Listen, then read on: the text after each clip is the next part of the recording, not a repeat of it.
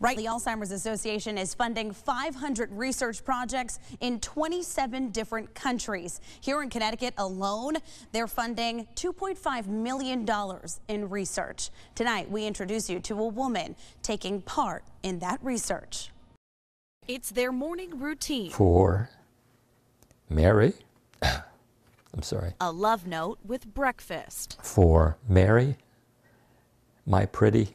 And it's their love, my soul's heart, that will impact you most. John. John and Mary Savanek have been married for 55 years. Supercalifragilisticexpialidocious. For many who might find themselves in their shoes, they might look at life differently. In a weird sense, how wonderful this past few years has become. But for John and Mary, they call it their new life. It's a new adventure in a way. Yeah.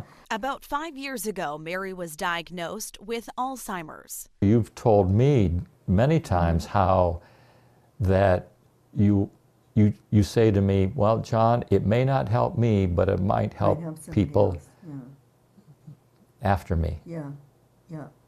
And that's important to you. Yeah. Not letting the diagnosis slow them down.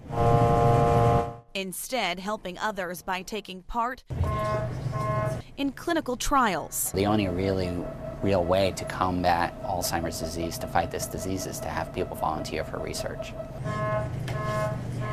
Assistant professor at UConn Health, Kevin Manning, says clinical trials are key to finding answers to the disease. So if we can identify very early in the illness what's going on in this person's brain, maybe that can help us with eventual treatment, early identification. And while there may be no answer now, just want to be a part of it all, just to help it. John and Mary are just trying to enjoy life. Mary and I, for decades, would ride bikes together, separate bikes, and I'd have Mary in front of me all the time. And I'd love just watching her ride, enjoying the experience.